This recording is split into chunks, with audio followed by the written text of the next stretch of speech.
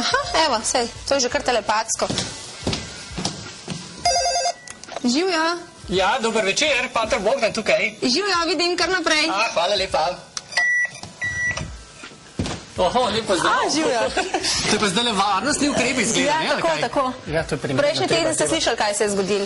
Ja, klele je bilo nekaj, pa ni več, ne? Zdaj pa nekaj drugega, ne? Zdaj pa nekaj drugega zraste, zelo na hiter. Ta roža je pa tudi lepa. A ne? Če jaz, ko nisem tak poznavalec in... Malo poživi prostor. Zelo lepo, zelo lepo, zelo lepo. Nekaj je bilo treba dati na vesel. Ja, nekaj novega bilo treba, dobro ste to rešili. Kaj takega, da nam ne bodo spet izmaknili. Ja, pa lahko bi kakšen ljubitelj rož prišel tole.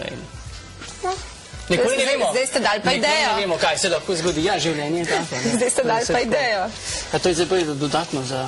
To je za hrbet, da se lahko lepo naslonite, da vas ne boli hrbet. Morda res, bolj zdravstveno. Boste povedali, če bo v redu. Ja, krasno, krasno. Kako ste kaj, ste se imeli v redu ta teden? Hvala, kar normalno delovno pestro, tako kot je treba, a ne? Ja, seveda. Ja, moramo, ne? Pa vi? Super, hvala lepa. Nekaj taka lepa rumena. Ja, da malo popestri, deževen dan, sem že dejala. Ja, mora biti tudi dež, ne? Tudi, da bo zemlja se napila vode in da bodo imela živa bitja potem dovolj za pit, da bomo lahko kaj gojili na naši zemljici. Ko pa ravno govoriva o življenju, je pa tako, da ga nihče nima pravice kar vzeti, kaj ne da? Ja, jaz bi se s tem strinjal. Tudi ena izmed zapovedi, 10 zapovedi, ki smo jih omenili, govori ne ubijaj. Tako. Smo že pri 5, ne? Smo že na polovici 5, ne ubijaj, ne? Na drugi strani tistega A4 formata prepognenega, ali bil A5, celo se mi zdi. Kaj je bilo pa na prvih 4? Mislim, da je bilo večinoma o Bogu oziroma o Jezusu, zdi se mi povezane. Pa ne bova zdaj v tem. Danes imava 5, ne ubijaj. V odnosu do... Kaj že? Ne smemo takole zdaj le. A se ne smem malo prešvercati? V odnosu človeka do Boga, ne? Tako, ja. Da smo pa nekako med ljudmi nekako tudi tako do sočloveka.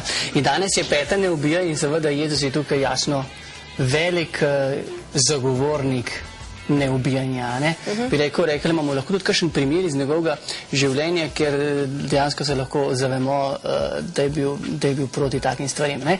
Bilo je en primer, ko sta dva njegova učenca, Jakob in Janez, šla skozi en del, kjer je bilo veliko Samarijanov, ki niso bili z Judi nekako prijatelji, ne, in so nekako hoteli sprečkati njihovo ozemlje in jim niso pustili, ne, in so te dva učenca, čeprav sta bila nekako v Svetem pismu preberemo precej takega miroljubnega značaja, sta bila takrat kar malo sta se razjezila in sta rekla Jezusu, a naj pošljeta, ne rečete, da ne vseka grom, strela, da bo vse skupaj pobil tam in je Jezus odločno nasprotoval in jih pokrejal. Potem recimo drugi primer je, ko je bil Jezus pred Poncijem Pilatom, ko je bil že skoraj pri tem, da bo obsojen na smrt, je bila pa seveda priložnost, ko ga je spraševal, je kralj in tako naprej, rekel, če bi bil jaz kralj od tega sveta, on je rekel, nisem od tega sveta, ampak če bi bil od tega sveta, bilo verjetno tudi kakšne vojske tukaj in bi jaz lahko ukazal in bi zdaj tukaj pa šle in mene rešile in morda vas spravljal v kakšno zadrego. Lahko bi rekel, seveda, Jezus je šel še en velik korak naprej za staro zavezo. V stari zavezi kar naprej poslušamo zob za zob, tako še v kakšnih starih bi rekla, ko so lahko cele družine preko izmaščevanja pobili in tako naprej. Jezus pa nasprotno vemo, bi rekel, se celo morda sliši na prvo hod so malo čuden, če te udari po desnem licu, mu nastavi še levo in tako naprej. Ampak to je dejansko treba razumeti v tem kontekstu, v kontekstu odpuščanja. V kontekstu odpuščanja, ne za zdaj, ker mi je vsekal, bom pa naredil vse, da sem maščeval, pa morda še komu drugemu kaj žalega naredil iz njegovega sodstva, ampak da mu res iskreno poskušam to odpustiti, kar mi je naredil. Tukaj seveda pomembno. Torej odpuščanje, ne maščevanje, ampak odpuščanje. Odpuščanje, točno odpuščanje, ja. No, če pa to zapoved ne ubijaj, preseliva v današnji čas, kaj bi lahko v sodobnem svetu, katere stvari, katere dejanja bi lahko umestili pod to ne ubijaj? Ja, to je zelo široko. Jaz mislim, da recimo lahko že velikokrat ubijamo kar z besedo, mnogokrat znamo biti zelo, bi rekel, strupeni, in tudi nesramni in tako naprej in lahko človeka, se mi zdi, marsikdaj bolj prizadenemo, kot pa če bi ga morda z udarcem ga po obrazu ali kaj drugega mu dali, da človeka bolj boli, da ne govorimo o kakšnem obrekovanju, se pravi govoriti lažnive stvari o nekom, o lažeh in tako naprej, da ne govorimo o kakšnih nevarnostih na cesti, ki se jih izpostavljamo morda z alkoholom in potem tudi pod takim vplivom vozimo, da ne govorimo o splavu, o boju narejenega otroka ali pa seveda tudi o evtanaziji, kar je zdaj tudi zelo aktualno že v nekaterih državah Zahoda, ker ne bi bilo to, da tisti, ki morda trpi zlo in tako naprej, da bi kar sam lahko... Da ne bi bilo to humano, nekateri pravijo. Kaj meni cerkev oziroma krščanstvo o tem? To bi najprej res vprašal. Kaj bi pravil takole kot, bi rekel, ena preprosta... Na vprašanje z vprašanjem. Tako, kaj se vam zdi? A ima človek pravico sam sebe nekako, kar sam sebi reči, da bo konec življenja? Kaj pa vem, odvisno od primera bi jaz spet nekako tako diplomatsko zdaj pravim. Diplomatsko. Ne vem, se pravim. Ja, jaz bi pa vsem šel... Mogoče nisem na mestu, da bi zdaj o tem razglabljala. Da pa če bila zdaj telefonska anketa, ali ste za evtanazijo ali ne? Nič drugega, ni nobenih primerov, ničesar. Mogoče bi rekla da. Jaz bi pa nekako šel na izhodišče, da je vendarle življenje sveto, da nam je življenje darovano in da seveda iz tega stališča nekakor ne moramo razpravljati o tem, pravzaprav kdaj bomo to življenje prekinili. A potem bi recimo, če nekdo zelo bolan, pa da ne more niti govoriti, niti ležati, da v bistvu samo čuti, da pravzaprav bi mogel tudi takrat najti veselje v življenju. Ko misli, da nima več izhoda, ko bi si najreč, recimo, ko govorimo ljudi, taki ljudje ponavadi zaprosijo za evtanazijo. Ne, sploh ne. Kakšni pa? Sploh ne. Jaz poznam te primere. Sploh ne, v tem je problem, ne boste verjeli, da je bil v Nizozemskem en primer tudi 16-letne deklice, ki je bila... Dobro večer, Adel, lep pozdrav. Kako smo? Smo v redu? Hvala, Adel, ja, moramo biti zdravljeno. Aj bo kaj dobrega? Bo, danes bo fajn, ja. Palačinke z jogurtom pa marilcami. Smo večjo rado. To bi bilo dobro. Govoriva ravno o evtanaziji. V primeru 16-letne deklice. 16-letne deklice, ki je bila zaljubljena in potem jo je njen, kaj bi rekel, srce, za katerega je gorelo, je rekel, da jo nima rad in je rekla, da tako neznosno trpi, da bi pripravljala tudi življenje, torej da želi prekiniti življenje. Se pravi, že delač ni... To se mi ne zdi, ne, bi rekla, tudi dajte mi injekcijo, da bom morala, ne moram več živeti, tudi neznosno trpim in tako naprej. Ampak tega nihče ne bi podprl, se meni zdi, no. Zakaj ne? Na Nizozemskem je lepo zakon, kjer seveda je potrebna pisna privolitev, ker je bilo najprej 2000. leta je bila sprejeta evtanazija, in najprej je bila tista, ne bi bila meja od 12. do 16. leta, že z evtanazijo, potem 16. do 18. se pravi tam 12 do 16 je potrebno privolitev staršev in otroka, potem se je pa zgodil spet en primer 11-letnega dečka, ki so ga odpravili starši k zdravniku in so ugotovili, da ima, mislim, da ima levkemijo in tako naprej, in starši so rekli, tole pa ne bomo mi prenašali, bomo kar za evtanazijo zaprosili. In kaj se je zgodilo? Otrok je pa rekel, ne, jaz pa želim živeti.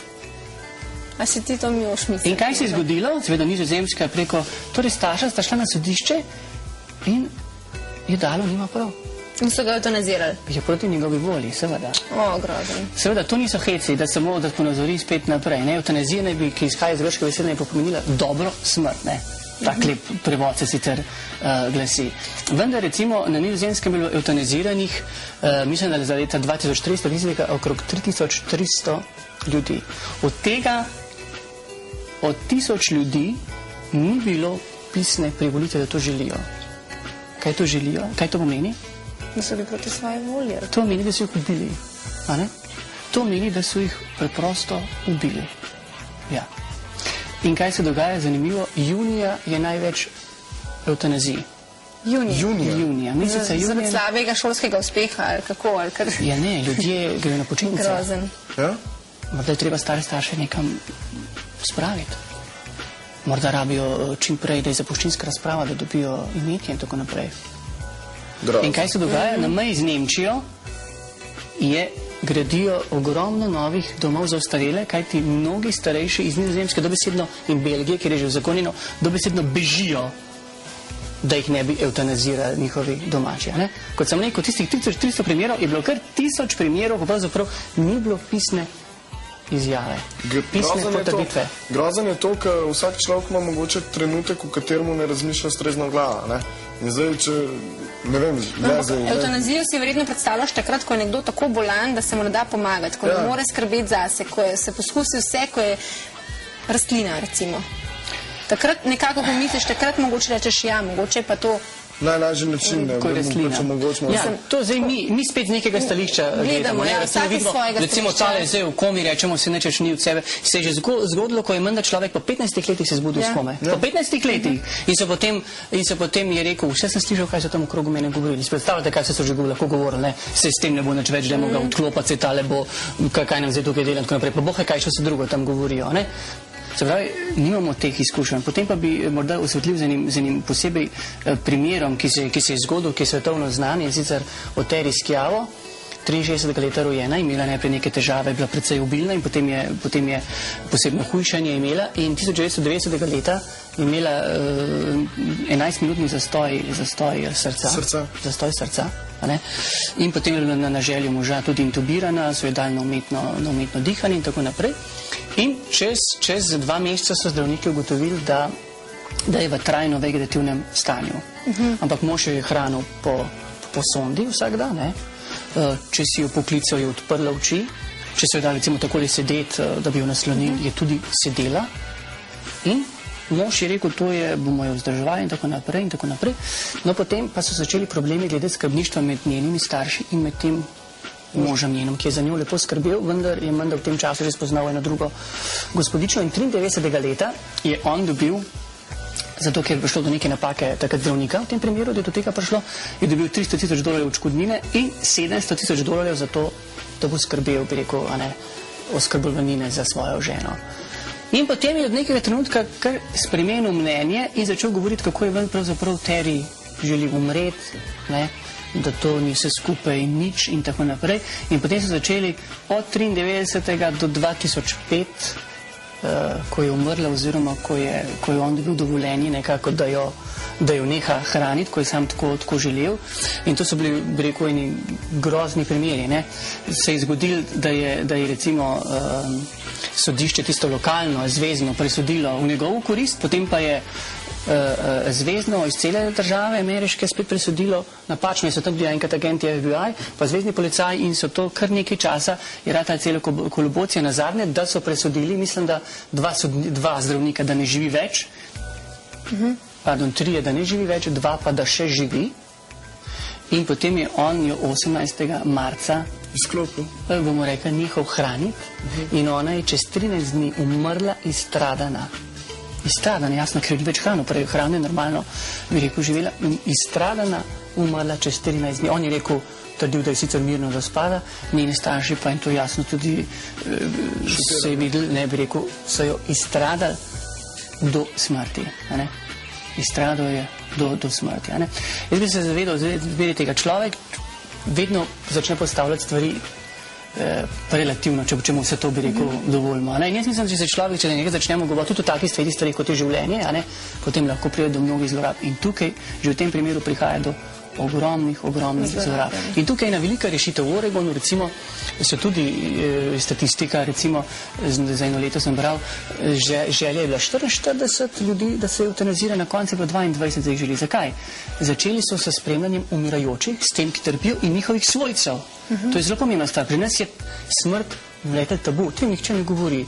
Vsak bi bil tako mlad, krasen, pa tudi, ko je že starejši, se vsak še dela, da je, ne vem, kako ja, fajn, pa to v smrti, kot da praktično ne obstaja, pa to se njega ne tiče, pa bo, ne vem, enkrat to sploh ni. Ampak smrt je del življenja, ne? In mislim, da je zelo pomembno, da znamo smrt vzeti res kot del življenja, se tega normalno posloviti, predvsem pa seveda dati, bi rekel, dejansko tako, kot nam je Bog dal življenje, takrat, ko smo prišli, ne da bi sami hoteli, da tudi takrat, ko bo naš čas prišel, da bomo tudi šli. Ne, dejansko tako, ne. Če ne bo ogromno še takih drugačnih zlorab in podobnih stvari. Tako da... Jaz sem vesel, da mi nimamo eutanazije pa nas. Ja, lepo, ali sem vesel na tem. Sam vprašanje, kaj se lahko še zgodi pri nas, ne. Mi smo zdaj tako, hočemo biti prozahodni, ne. Nizozemska, Belgija in tako naprej. Upam, da ostanemo na pravih tirih, ne. Ja, jaz tudi. Ponovno hvala za obisk. Svet je minilo. Hitro mine, ne?